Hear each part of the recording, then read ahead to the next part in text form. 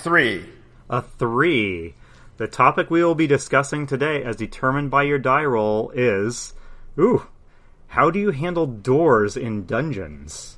This was a question we've all been nervous about so ever since it was added by Jessica Snyder way back in episode 6. Hello and welcome to Roll for Topic. My name is Chris Salzman. And I'm Andy Rao. And this week we are joined by special guest Al McWilliams. Hello. Here Hello. I am. Thank you so much for coming on. Al, we met at the Ann Arbor Library's RPG Fest right at the end of it.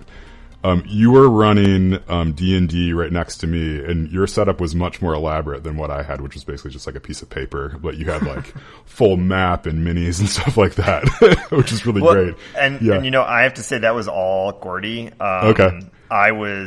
We were speed round handoff tag teaming that. I think Gordy invented something that day, D&D speed round, but it was fun. Yeah. Ran 1 hour one shots, or well, really 55-minute one shots with a bunch of new players. Yeah. Gordy's your business partner with Gyld. Is that your connection with him? And he's also your GM? Gordy and I started this company called Gyld together, and he is honestly more of the DM than I am.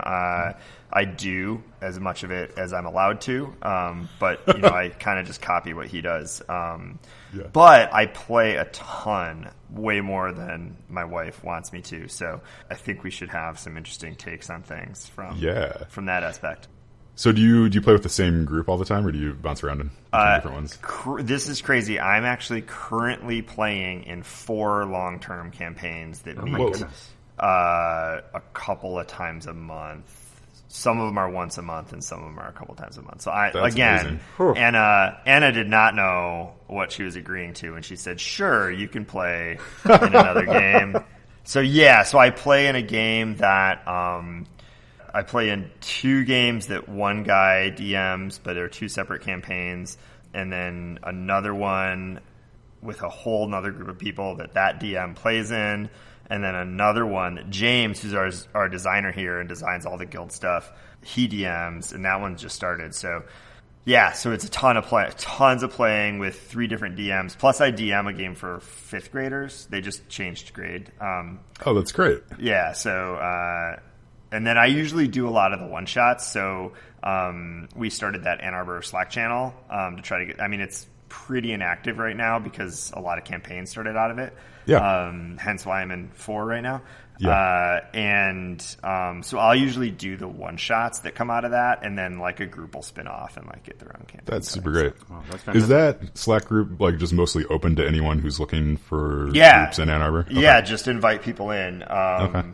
Yeah, that's kind of... We were just 2 years ago playing in one campaign with a lot of people who couldn't get together that often. So I was playing once every 2 months and really wanting to play a lot more D&D and just couldn't get my fix. And so we were like, there's got to be more people that want to play, right? And so we did that. We started that Slack channel, and then that spun up a little bit. And now, you know, like I said, I'm playing plenty now, and I think some other folks there's some other little pods that have kind of spun off of it, so it's pretty cool.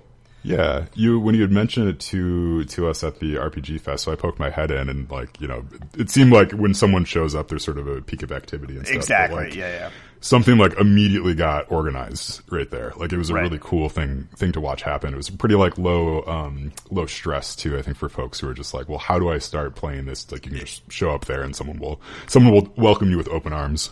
Yeah, and there's certainly, I mean, I think just by reason of the platform, like Slack is not designed to have a public D&D find a group thing going. It's like just not for that. So for those of us like me who are on Slack all day anyway, it's a really good way to get things together. But for people who don't work at an office where they have to have Slack open all day, you know, they don't... Once you get 20 notifications in a day, you turn those notifications off, and then you never remember to check it because it's just one more place you have to check, right? So, so there is that challenge with the Slack channel. Is like keeping it active really requires someone to be kind of like the cheerleader and champion, and you know, I just don't think that there's that is kind of intermittent, right? When somebody needs a game, then it's like there's activity because they're like, I need a game, and then once they get one, it kind of dies off again. So yeah, it's interesting. It's like D&D feels like it's a series of social and communication and organizational problems, much less so than like a fight monsters sort of thing. I guess especially when you're dealing with adults. Yeah. What's the meme that's always there's like 10 incarnations of the meme where it says, CR30 is the Tarrasque and CR31 is scheduling a D&D session. Nice. And I've seen like 20 different versions of it because everybody thinks it's the same joke. But it's a good joke. So yeah, it's a true joke. That's what's going on. There you go. So hey, the biggest thing on your mind for the last couple of weeks, I'm guessing, is that you are running a game-related Kickstarter, which by the time this episode airs will have wrapped up. And yeah, do you want to tell us a little bit about that? This is kind of core to everything, like the whole existence of Gyld, is that we just kind of wanted some things to exist for ourselves and thought maybe other people would like them too. So we went into it. Everything we do with this project, we go in kind of thinking like, yeah, maybe somebody else thinks like this, but we don't know. So some of that stuff is like little pieces of merchandise that we can just afford to just make, right? Like we have some DM pads and stuff that we wanted for ourselves. We just made extra and sold some, right? So, but that stuff we can afford to do. And we wanted to do like part of what I love about D&D is this, I should say most of what I love, I think it's an essence of it, is this, is the nuance and the color and the character and the theme of everything, right? And so like the more you can immerse, the better. And like, and at the end of the day, it's a relatively inexpensive hobby, so like I'm also a cyclist and I can't walk into the bike store without spending $300, right? But if I want to spend $300 on D&D stuff, I can pretty much buy the whole mini rack at Vault of Midnight, right? Like, and still not find more, and still not spend my whole 300. So, it gives us this leeway to create these really ultra specific purpose built things that, I'm playing a Forged Domain Cleric in one of these games, and I'm like, when I roll my Wall of Fire, which I use way more than I should, when I roll that, like, wouldn't it be cool if I had like fire damage dice, right? Like that just looked like fire damage and had design for fire damage, and they were the right. I don't necessarily need the non-damage type dice and my D10s. I wish they said 1 through 10 for damage because I know what 0 means. But again, the whole point is the color. We're all dressed up like elves in our friend's basement, so logic and the most efficient way of doing things kind of went out the window, right? So. Yeah. So we came up with damage dice, and so it's just a series of dice that is themed and styled to the type of damage they do, and they come in sets with multiples of each of the die size that you would use for damage. So we have, see if I can list them all real fast: fire, cold, force, radiant, necrotic, thunder, acid, poison. I'm missing 2. Psychic. The psychic ones are my favorite looking ones too. The psychic ones are pretty rad. Anyway, there's 10. And again, we had no idea whether anybody else was that into ultra specific purpose built things as we were. So we put it up on Kickstarter. I have the luxury of my day job being working at an ad agency with a great designer who also is one of our DMs, like I mentioned. So he designed these dice, and they look great.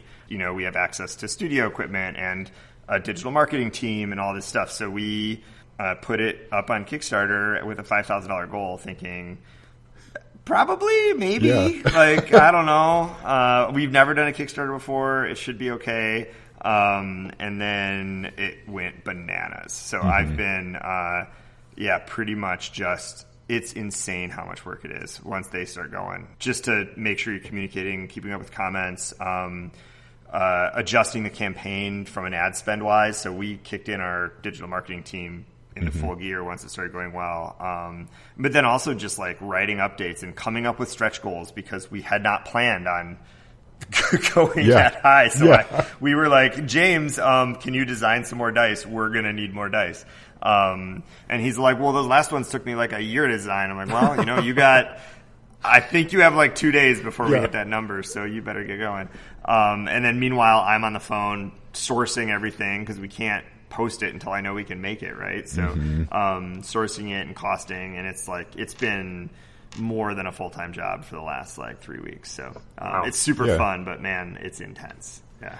It's really interesting. I mean, watching it so you had mentioned it, I think, in that D&D Slack group, and I saw it when it went up. It was like, oh, it's great. And then you hit your $5,000 goal. I was like, oh, that's really great. Like, they're gonna be able to do it. Yeah. And then I checked back in a week later. I'm like, oh my goodness. Like, yeah. So I can't imagine what you're feeling right now. Is it just like every hour you're refreshing, or do you try to? Dude, hour? Come on. Yeah, I guess it's generous. Hour? Yeah. I can't see you right now because the window's up and I'm just watching it go. Yeah, no, it's been, I mean, the first couple big days, I mean, even those first few days when I think it was doing about 2 or 3K a day for the first couple days. And that was blowing our minds. We were just showing our friends that don't play D&D going this is for dice. And they're like, what? That's insane. We had no idea that anyone would care, And then as it started picking up, now I'm all bummed when we don't do 10K in a day. I'm like, what do we do wrong today?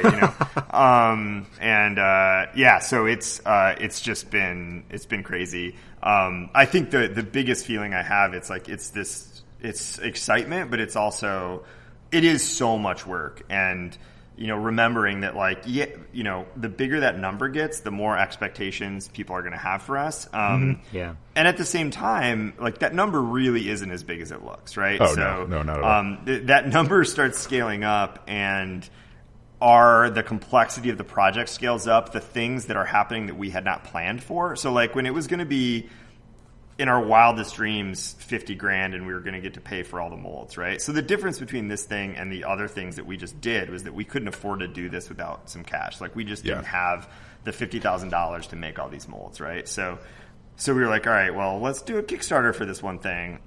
And so as that scales up, we panic. We're like, oh, we got to make these stretch goals that we didn't plan for. Well, now James has 2 days to design them, and I have 1 day to work out all the logistics before we promise it and price it and cost it out and figure out what we can deliver and what is the fulfillment cost, and will our fulfillment provider actually do one of each thing instead of 2 of each thing, or instead of in sets, and can I get it over here in time? And so I've done, I did the original logistics over the course of a couple of months, and then these new stretch goal logistics are a couple of days I did those in, and I'm better at it now, and I think it's going to go pretty well, but it's not going to be as efficient. It's going to cost more, and so it's really about, hey, it's a big number, which means expectations are higher, and the DC is a lot higher too. So. And I think the cost is a lot higher. So we're going to be, I think do okay. I don't want to ever sound like we're oh man, we got all this money, damn it. 'Cause that's annoying. But it certainly is not sit back and just watch the cash dump on us, right? Yeah, I think anyone who's tried to sell something before sort of understands that the position you're in. It's yes, it's great, but also, oh goodness, you have other stuff you want to do with your life. 50% of that is going to fulfillment off the top, and then we have an ad. We got a serious ad campaign going on to make that number happen. That has to get, and oh wait, James the designer isn't technically a founder of the company, and I think we should probably pay him because he did the designs. Yeah.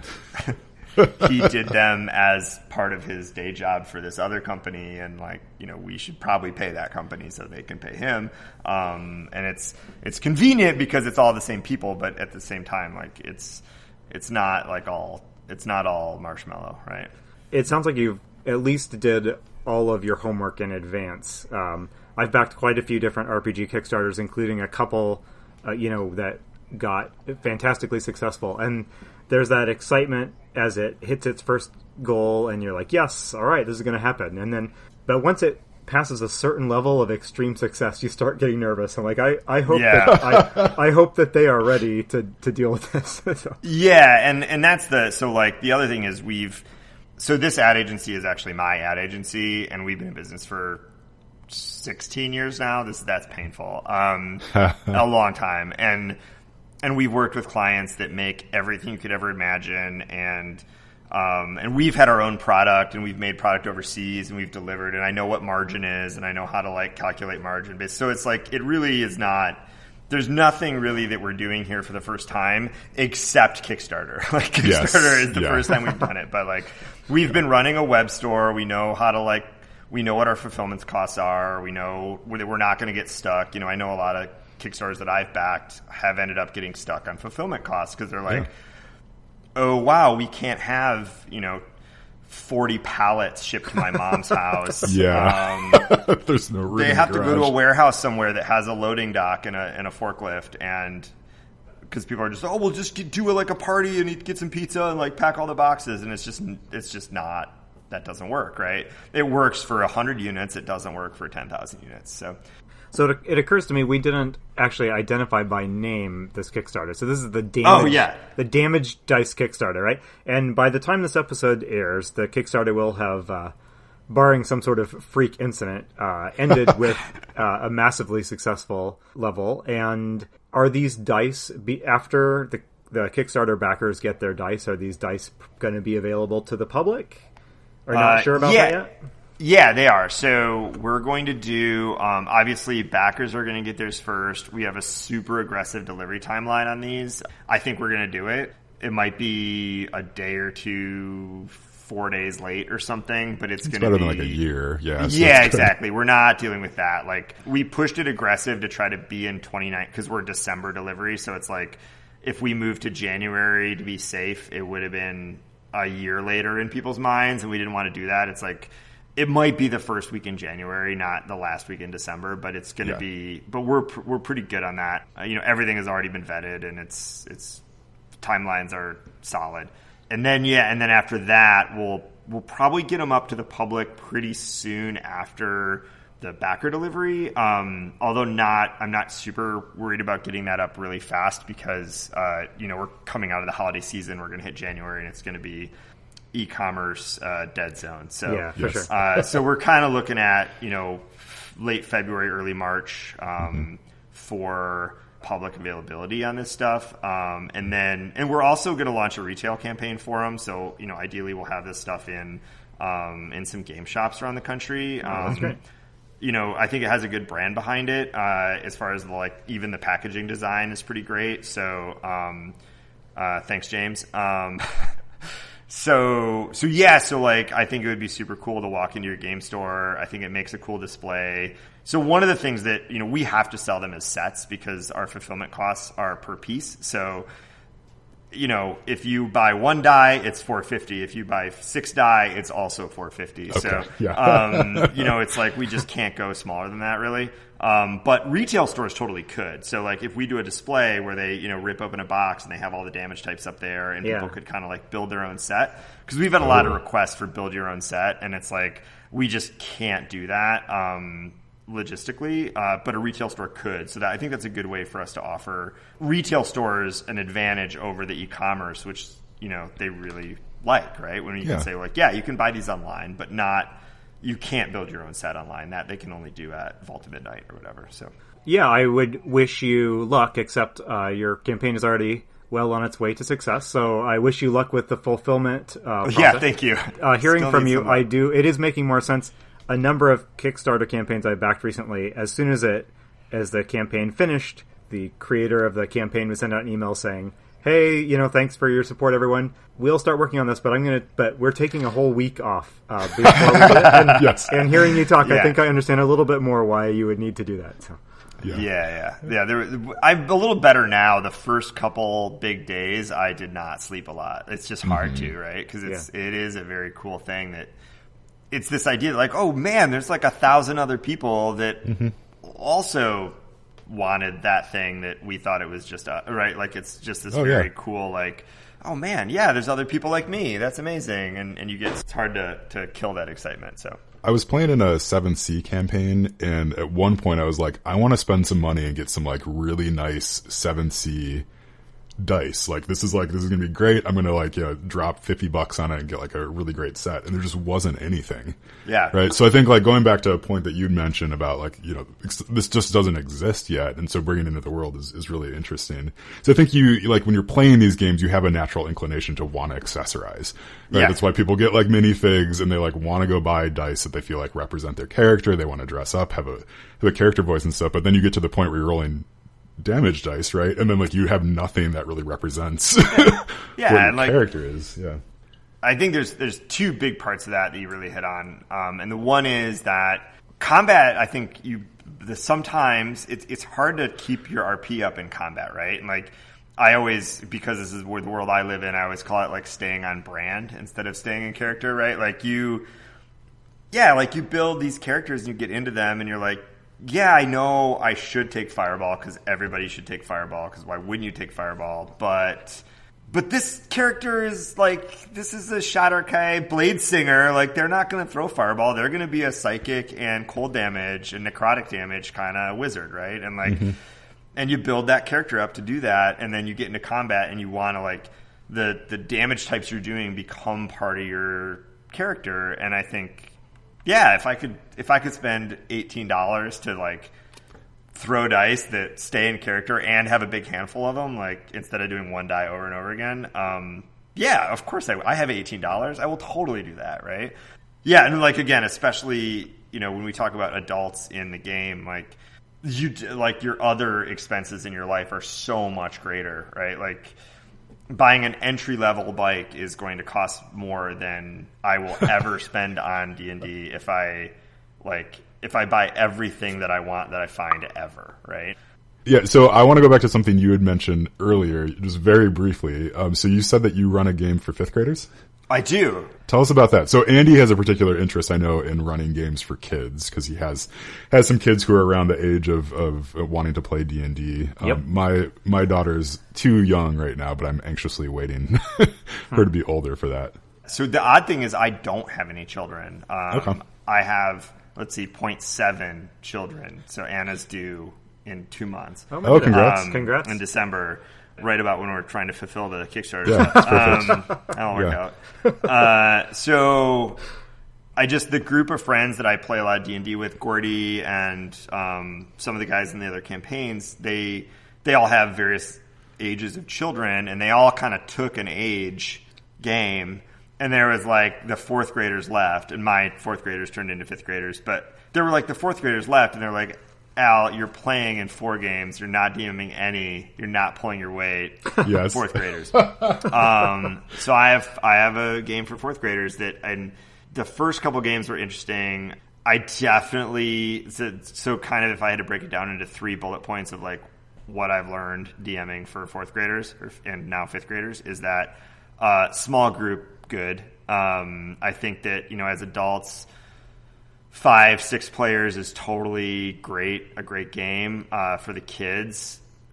So what we did was we had like 8 kids, but only a fraction of them ever show up, and we just kind of dealt with it. And so the games where we have 4 players are awesome. And then when it goes to 5 and 6, it spirals fast. Yeah. So that's like, I would say like even 3, I think even 3 players because the attention spans are shorter. And honestly, there's more. They're not quite as comfortable with themselves yet, and they're still kind of like showboating for their friends a little bit, and like, and I think the fewer people you've got, the less of that happens, and they actually enjoy the game a lot more, and they open up a lot more, which is, I think, for kids, kind of the whole value of it, right? Is like getting folks to just open up. It's the value for adults too, but you really watch it happen with the kids. So that's the one big thing. The other big thing is I simplified Magic a little bit for them. And I instated so at first we were just kind of ignoring spell slots altogether. We're just like, cast some spells. Like, if you're going too crazy with the same spell, I'll make you stop doing it. But like, I mean, I'm not holding fast to rules at all. Like, I'm not, well, nope, you are, I'm sorry, that was, you cast too many of those spells today. So, because I want them to have fun. But yeah, so I decided that, but spell slots are kind of like what puts a little bit of fun into it because you have to think about what you're doing, not just do it, right? So I instated I color-coded all their spells, here's your help spells, your damage spells, and it's control spells, damage spells, and help spells, and then gave them poker chips for spell slots, right? So they could just you have a stack of poker chips. When they're gone, right? And this column costs 2 poker chips. This column costs 1 poker chip because they want to level up, but they don't know all of the stuff they can do even at their current level. So you're like, well, I guess you can level up, but that's just more stuff for you to not use and not know what to do with. So yeah, and then the third thing is the parents have to help you. So, especially as someone who isn't a parent of anyone in the game, if the parents spent even 10 minutes with them before the game, going over their character sheet, hey, this is what your spells do, they have so much more fun. And if they show up and they're just opening up their character sheet and it's their dad printed it off Orcpub, so it's got 6 pages to it and it's not organized and they didn't organize it themselves and they're just I don't know, and they don't, and then they don't have fun, right? Because it's not fun when you don't know what you're doing. It's watching a sport on TV that you don't know the rules to, right? It's just not interesting or fun. So it's giving me flashbacks to piano lessons. It's same concept. It's if my parents didn't help me do it, it wouldn't have happened at all. Yeah, and it's and it takes. I mean, they're kids, right? In 10 or 15 minutes, they will absorb everything you tell them about that. They will get it. It's just you have to spend the 10 minutes, right? And so if I send an email before the game, it's hey everybody, can you help your kid level up? Here's how to do it. I know you all play D&D and know how to do it. So so yeah, that's the big thing, is just simplified magic. And then I get there's little things we vanquish. I try to keep humanoids out of it. So we fight spiders and ghosts and slimes and stuff like that. I don't do a lot of human killing or humanoid killing. And then we vanquish things instead of kill them. Not something that I worried about when I was a kid. I started playing when I was probably about 10, but I don't know. When you're dealing with other people's children, you're I don't know what they do in their house. So this is a safe way to make sure we're not stepping over anybody's boundaries, right? And they don't even know. They don't notice at all, right? There's no kid gonna raise his hand and be I want to kill some people. Can we murder something with arms, please? No, that's really thoughtful. And yeah, I mean, if one of my kids were playing your game, it would make me feel pretty good to hear that, because everybody's family boundaries are a little bit different. So I have to say, I've been running games for a couple decades now, and I still couldn't really tell you how the D&D magic system works. So yeah, my ears perked up when you were describing your simplified system, which sounds very nice, by the way. But I should say it's not a system. It's just here's a stack of poker chips. Literally spend them, because they're not going to keep track on their paper, right? Keeping track of hit points is basically as much as I can expect, and then even that's a lot of math. Yeah. I've also learned, oddly, that you gotta temper what your reward system is, because the things that get them excited is not the things that would work in an adult table, right? So I stole the last campaign. It was an impromptu thing, and most of the kids weren't there, so I was I'll just do an off campaign thing, and we'll do a one shot, and it'll be fine. And so I just essentially stole one of the campaigns I'm playing in is Tomb of Annihilation. So I had all these just random kind of traps and things that happened, and I was I'll just do a series of these traps from Tomb of Annihilation. And there was one, I don't know if you guys have played it, so spoiler alert for Tomb of Annihilation. It's not a big spoiler, but there's a fountain, and if you drink from it, you roll a d4, and one of the effects is you change gender. If you roll a 3, you just change gender from whatever you were. And you can drink again and try to get another 3 and change back if you want to. That killed. That was the greatest. All the cool stuff I thought I had planned, the fountain that made you turn into a girl or a boy, was just like legendary. They still talk about it. And whereas like when that came up in our adult game, we were kind of like, well, that's obnoxious. Like, yes. It's kind of fun, but like, okay, how do we get back to where we were? Because that was irrelevant. Yeah. But the kids just lost it for that. Yeah. Well, let's bring our actual topic in. Yeah, at this sorry. point, right? You're like a half an hour in at this point. Yeah, so the topic you rolled was how do you handle doors in dungeons? So if you want to, so I know you play quite a bit. It sounds like you GM some too. So if anyone has like a great story about a door in a dungeon, the floor is open. Yeah, I guess my question, I would throw a quick question back at you guys. How do we want to handle questions about handling doors in dungeons? Are we talking like what is an approach as a DM to make them interesting instead of just like there is a door, it is locked? Or is that as a player you come to a door, it is locked? What is like what goes on? Yeah, I think my read on this question, and I'm remembering back because Jessica was on back in episode 6, so this was months and months ago. But I think my read on it was the thought was like, so what do you do when there's sort of a gate in the dungeon, right? So there's something that like you have to go through in order to advance the story, or there's something that's sort of like gating off something else in the dungeon.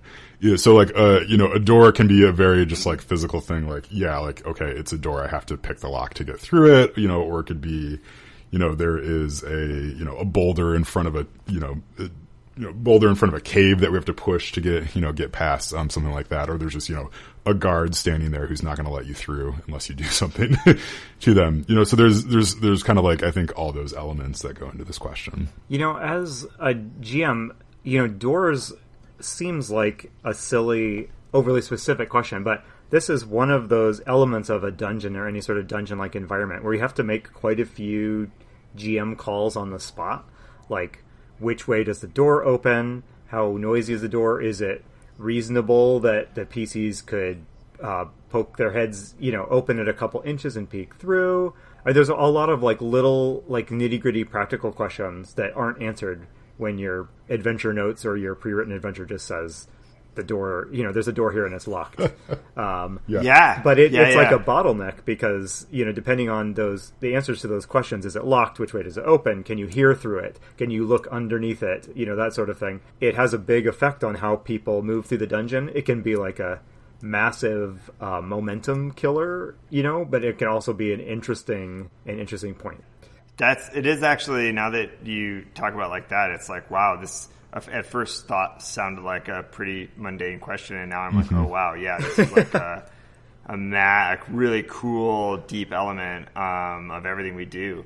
When I was younger, I don't have any like great door stories, but when I was younger, doors were like kind of a challenge for me as a GM, and because I never had a good sense of how they affected like tactical combat. So what ended up happening a lot, like with my friends, is they would station themselves on either side of a door and like lure something through and ambush it, and it was a very effective tactic, but I always felt like I was letting them get away with a little bit too much. But I didn't understand, what a door did to like a combat that spread across multiple rooms. Yeah, no, it's super interesting now that I think about it, because I'm instantly thinking of like, oh yeah, there's all these situations that I've been on both sides of the screen for where a door was like kind of a big deal. Yeah, Jess, you said, came up with this question? Yeah, Jess Snyder. Yeah. Way to go, Jess. That's awesome. Yeah, she's absolutely right. It's like I hadn't even thought about it, but they're hard to run. The thing I always fall back on, and this is one of those lessons from D&D that you can take to your everyday life, is like you always fall back on your goal, right? And so like as a DM, you always have like your goal is always that everybody has fun, and then right behind that is like, in order to get them to have fun, there is some like bullet points I want them, some information I need them to get, or some goals I need them to hit within this campaign to like move it forward or get going. And so you're like, you can get there in any way, but like sometimes like you really need them to get through that door, right? Like there's something that they really need behind that door. And so you have to balance that with like not forcing them to go through that door, not make it too easy, not make it too challenging. Like, I'm not railroading you, but like it would really help my whole story if you knew what was behind that door. And so, so like when somebody asks you like, can I see under the door? It's like quickly bouncing that against what the goals are of the party. Okay, well, the party's trying to do this. And so it's kind of like that if I were a computer, like taking that input, checking it against the checklist, and then coming back with like you can totally see under that door. And then bouncing it off the players too. Like I think the players, it's harder earlier in the campaign, but by the time you're in your 4th or 5th session, like everybody's kind of settled into their character and their play style, and I guess that's what I love about about just playing in general, is that you get this like upward spiral of creativity, where someone will be like, can I look under the door? And then you're like, sure, yeah, you can totally look under the door. It's sort of like it's bringing that basic like yes and from improv into the world where you're like, the answer is almost always yes, unless it's something really, as long as it's a creative thing that you haven't thought of. So like, it's almost the definition of them taking a creative approach is that it was a thing you hadn't already thought of an answer to. So like, if they're like, can I look under the door? And you're like, you know what? I haven't thought of that. So absolutely. And then in them looking under the door, it gives you time to think about what they see and like how that happens. But it really does become a yes and between the DM and the characters, and then one of the other characters can be like, okay, and while they're looking under the door, I'm gonna like try to kick the door jamb open and like whatever. I'm thinking specifically about a situation. I was a player. We were playing Waterdeep Dragon Heist early, like session 2 or 3 or something, and I had never in all my characters ever played anything other than any martial class. This is my first martial class. I was playing a Goliath Barbarian. Super fun. I'm fully on board with martial classes now. They're amazing to play. But it was like I was just kicking down all the doors, right? Like anytime there's a door, like I'm gonna kick it down. So why wouldn't I kick that door down? And so it became a thing, and then the DM was able to like 2 doors later, there was a whole cool thing that happened because I kicked the door down, and they knew that was going to happen. And the other players were able to start doing things like, I knock on the door really nicely and get the guard to come up to look through the peephole, and then I kick the door down, right? And so you get these this nice like build of story elements and character elements that kind of build on the fact that there's a door there, and everybody kind of is reading off of what the other characters are doing and what they've done in the past and what they've done. So one thing I found, especially when I was younger, is I ran a mix of like adventures I wrote and then pre-published ones. And what I often found in pre-published adventures that had like dungeon type environments is that the dungeon and scenario designers would tend to treat they would tend to assume that your party was all going through the door as a group and entering the next room as if they were all moving as a group into like the next level of a video game or something. And so you would get text like, when the party enters this room, they see that there's a cultist doing some rite over in the corner, and there's a minotaur. But what I found was that didn't usually match the tactical reality of what the players were doing in the dungeon, where there would often be someone was like scouting ahead and the rest of the party was like a good ways behind, or just situations in which the party was not stepping into the dungeon room and through the door like they were just entering the next scene in a movie or a play. And so that always struck me as like not the best kind of game and scenario design, but it's I don't know. Do you guys have any thoughts on that? It's really interesting that you mentioned that, because I was thinking about, like, Al, what you were saying. It's like a door is almost an improv prompt, like, whereas like a combat is a combat, like we know sort of how to do that. But you hit a door and it's like, well, are you going to open it or not? And then it opens up to just like that kind of world of possibilities sort of concept. So yeah, you are trying sort of all sorts of different things. Like that. But then, like, Andy, what you just said about, like, the door is sort of like a trigger for the next event as well. Right? It's like this door is like this very much this, like, possibility scape. Like, so it's like anything could happen beyond that door. Like, you as the GM probably know roughly, like, what's there. To the players, right, who they're not looking at the map behind the screen, right? Like, there's could be literally anything behind that door. It's like, they don't know if it's going to be the boss. They don't know if it's going to be a big pit. Like, they don't know if it's going to be, like, a portal to another world. Like, what, whatever it might be. Yeah, so I think, like, when players approach it, there's often some trepidation. So unless they're playing, the Goliath Barbarian, they might want to try to knock and, do things like that and try to figure out, like, what's on the other side of that. What's on the other side of that door? Like, what should I expect when I open this thing? Yeah, so it's like as the GM, you actually have kind of a lot of power in that situation to guide them to, like, want to open the door, like you mentioned, Al, or to not want to open it or to move on.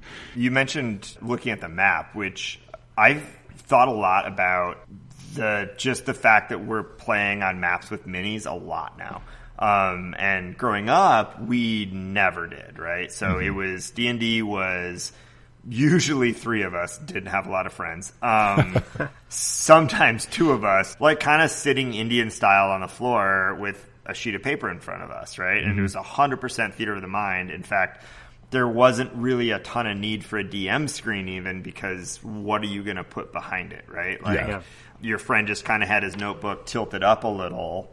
I mean, when you throw a map down with minis on it, all the focus goes on that, right? Like, everybody is looking at it. They can kind of see spatially where things are. If there's a door drawn on the map, like, it's there without asking first. You can kind of tell how big the area is going to be behind the door. Like, there's a lot of things that you just, even if you're doing your best to not be meta, like, you subconsciously just can't not tell that there's a door drawn on the map there, right? And that the space behind it is not too large or very large, right? Yeah. Even if it's covered.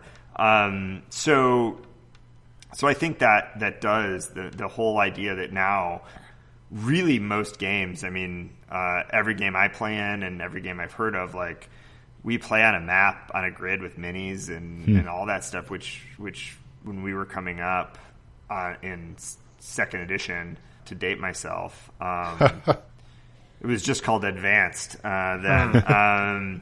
We didn't even think about playing on a map, and so a door was, like, kind of wherever the DM made it up, right? So like, there might not have been a door there when you walked into the room, quote unquote, and then based on the way things went, the DM was like, and you see a door to your left, right? And it became this ability to kind of throw options in that you didn't plan out first, and so you're almost improving the spatial area totally on top of improving the happening. Yeah. Whereas that really, I mean, it can happen now. It's not as common now because you're, like, playing on an actual, like, preset dungeon map, right?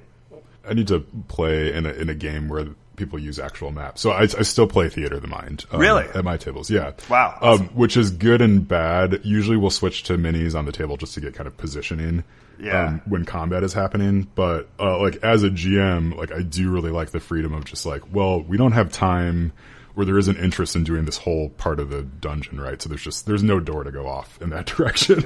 Yeah. Right, so that is actually a very convenient kind of, like, just pacing situation. I think if I was doing a full map like that, I'd be, like, kind of mad if people didn't go through every door. Right? Like, that, I think that's, like, kind of the tension with when you're GMing, right? Is, like, you've prepared material, you like them to use the material, right? Especially if you have a map and stuff. It's like, well, I mean, there's a room, like, the room's really cool. Like, I put a treasure chest and stuff in there. Like, you should go, definitely go in there. I don't know. Yeah, I guess so. Maybe you could tell me. So in the games that you're playing in, when you get into a dungeon and, like, there's a full map and minis and stuff, is there an inclination to try to clear out the whole thing, or do you stop at some point, or?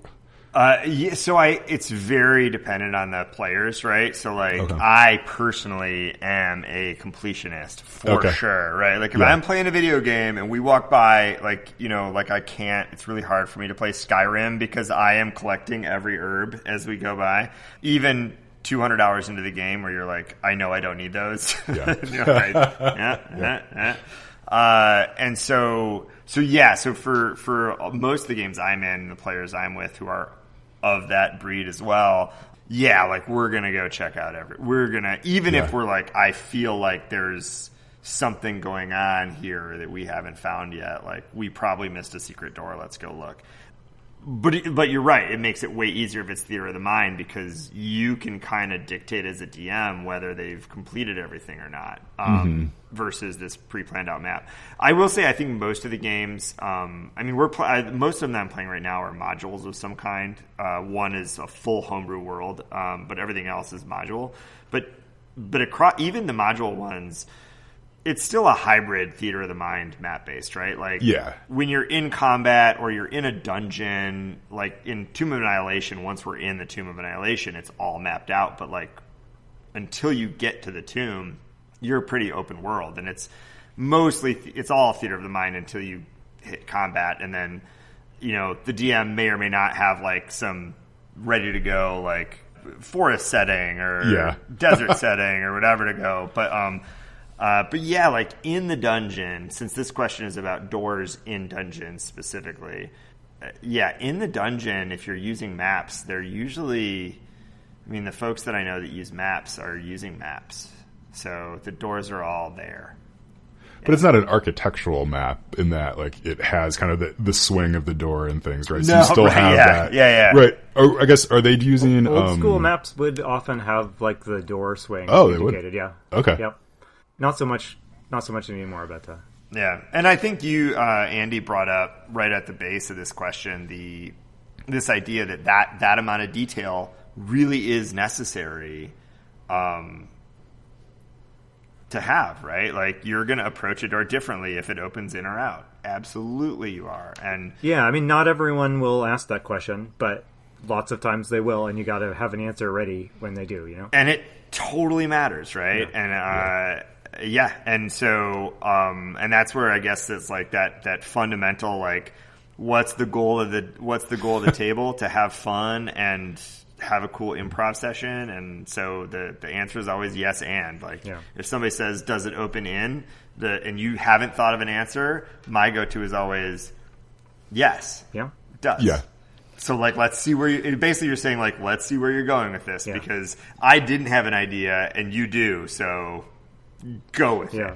Yeah. And then if I need to adjust the encounter or whatever accordingly, I have a little bit of time to do that. But, it's like, yes, and I guess that's if somebody asks a question that I don't know the answer to, the answer is usually yes. Unless it's something really like, can I have that Minotaur's head? Like, no, you can't have it. But if it's like, a detailed thing like that, it's like, yeah, where are you going with this? Like, if somebody asks, like, is there a chandelier in the room? Like, I'm gonna say yes, because I really do want to see where they're going with that. Right? For sure. Like, you're gonna do something cool on that chandelier, absolutely. Is the door made of metal? Yeah, sure. Where are you going with this? Oh, I'm going to use heat metal and do some cool stuff, right? And like, okay, cool. Because, like, saying no doesn't progress, right? Like, saying yes doesn't hurt your, like, needs as a DM at all. It actually makes your job a little easier. And saying no, like, what does that really do for us as DMs, right? Like, not much, so... It invites the immediate why question. It's like, no, well, why, right? Like, and then it's like, well, I don't really know why. I just don't want to do it. It's probably why you said no. Yeah. I guess there's times when, like, saying yes, if there's, like, a serious consequence for it, where you can be like, are you sure you want to heat metal on that door? I was going to zoom out a little bit on this question, away from the tactical, how to use doors, and just mention that one of my favorite things to do as a GM is to challenge people to find their way into a dungeon or a castle or the environment. Whenever possible, I try not to start with them right at the main entrance. I start by letting them approach the area where they know the dungeon is, or the castle, or the mansion, or whatever it is.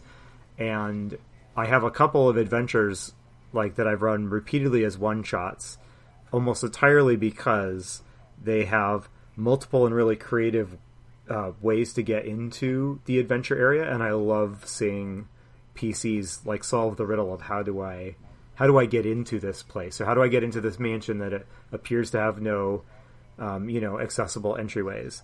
I'm just curious if that's something you guys have experienced.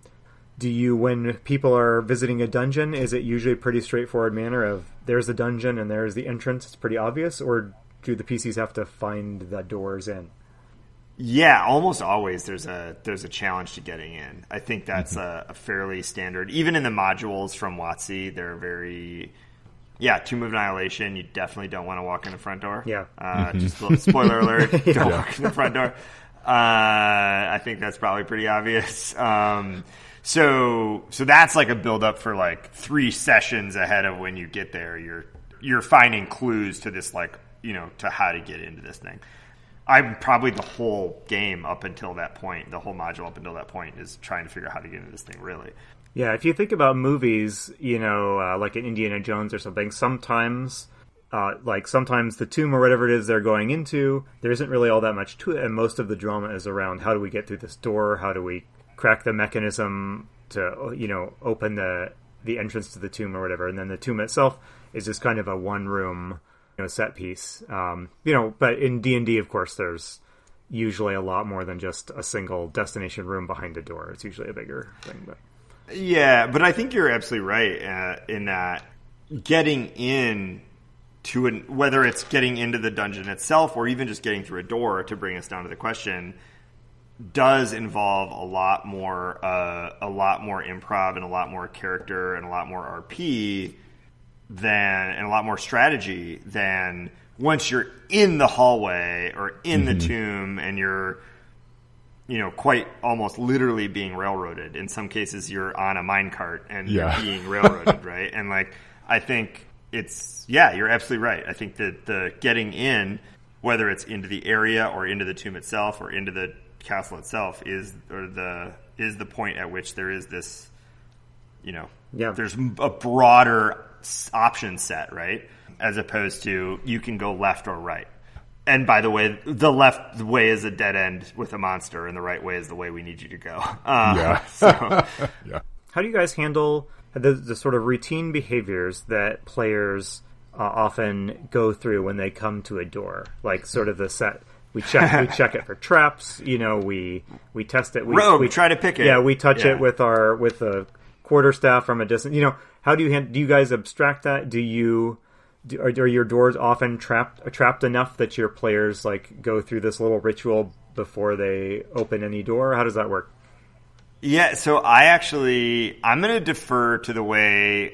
So Brad is a DM in 2 of the games I'm in, and then he plays in the other 2. So every game I'm in right now, Brad is involved in some way, and Brad does a great job of inconsistent returns, right? Like that is the essence of keeping it interesting to me. Like he does such a great job he describes every single door with the same intensity, right? He'll go the same level of detail. He'll make it just as important as every other door you've ever seen. And most of them just open.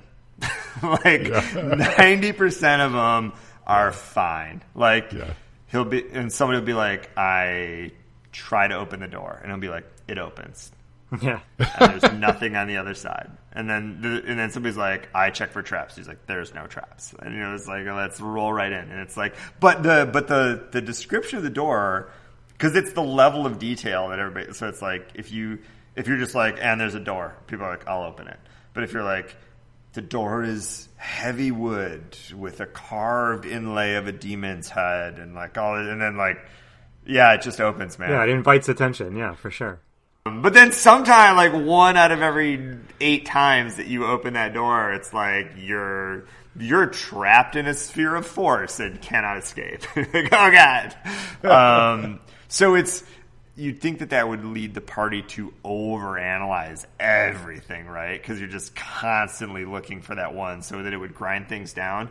But it really doesn't, because he's so consistent with it that you don't take it out of turn when he's doing that level of detail. You just, you approach every door with strategy, and you approach every seam in the in play with strategy, and you don't tend to overdo it. And usually there's somebody in the party that's impatient anyway, whether it's their character or their player, or both. And they're going to push things along as it is. And so it really does balance out. I think that's so I guess the word is like consistency. Consistency in your inconsistency with whether that door is going to be trapped or whether that door is gonna be epic or not. There's obviously certain contexts that matter, like, you know, whether we're in a dangerous area versus a not dangerous area. You know, if you're in the hospital helping people out after the battle, like, you're probably can walk through doors and you're not too worried about it. But yeah, I mean, for the most part, he treats every door the same, and it really does. It makes it super fun. He's kind of trained you as players to, you know, the way he wants you to approach these, because there's ways that you could GM situations like that poorly, where you train, you know, over several months, you train your players to know that they never really ever have to check doors for traps, and then one day you spring a nasty trap on them. That can feel unfair, but the way he does it, right. You know, yeah, that's a good way to do it. Yeah, well, and it's also just like good story building and world building, right? Like, he's just treating every detail the same as opposed to picking favorites with his details, right? And that's just fun, whether we were talking about traps and doors or not, right? Like, that's just a good way to run a game, right? Where you're treating every scene the same. You did put the same level of detail into every room. If you describe one room in super detail, everybody's going to be like, we're totally getting ambushed here. Yeah. But at the same time, you want to be able to describe a room where you're going to get ambushed in detail, because that's what's fun about combat, right? Is that you have a lot of details you can bring into the play and do some interesting things, right? And so if you're just describing every room that doesn't matter too simply, then when you get to the room that does, it's going to really stick out. So you really, to make the room that does matter important, and to make the door that does matter important, you have to make them all important, I guess, is the catch, right? Well, we should wrap it up. We've been going for a little bit at this point. Who knew? Well, I guess we knew that talking about doors was going to take this long. No, it's a great question, Jess. I'm going to give a shout out to Jess for that question. Terrifying up front, but an absolute core essence to the game. It's so good. Yeah. Yes, we might just leave it on the table. It's a great question, and I don't know this person, but I am a big fan of hers for recognizing that is a great question, despite the fact that I'm sure a lot of people told her it was not, and she's like, "No, it's good. Trust me." Yeah. Well, from now on, this is the podcast about doors and dungeons. So every other week we'll have a new guest on to talk about how they handle doors. Joking aside, though, we are going to replace this topic, as good as it is, with something new. So, Al, I don't know if we told you about this, but what we like to do is when we use a topic, we like to have our current guest who just talked about that topic replace it with one of their own. Do you have a topic that you want to add to the table that some other poor unfortunate soul will have to talk about? Absolutely, and now this, I feel like this might be a really obvious one, so it's probably one that you've already had a number of times. But we just had a big discussion at the office with James about this the other day. I think it's a super big problem for tables, really, and for players. They like wrestle with how to deal with this, which is how to play a dumb character. Huh. Okay. So your character is kind of dumb. And so the question was that we got, or that James came up with, is he's playing like this sailor, and by dumb. And so my answer to it was like, or my take on it is like, you're just slightly dumber than if you have like a 10 intelligence or a 9 intelligence or an 8 intelligence. You're not dumb. You're just slightly dumber than the godlike individuals you're traveling with, right? Like, you're still significantly smarter than like me. Yeah. So his question was like, hey, I'm playing and I know what the party should do. Like, I've picked up on the clues. I know what we should do, but my character is too dumb to suggest that. And I'm like, absolutely not. Like, your question is how, if you know as a player, then your character also knows. So like, how do you present that, right? Like, your question is not, would my character know? Your question is, how would my character go about giving that answer? But there's different takes on that. Like some people Yeah. think dumb characters just should not exist in D&D. Some people think that dumb characters are obnoxious and annoying, and you just shouldn't play them at all. So I would say, like, how do you handle, both as a DM and as a player, how do you handle a dumb character?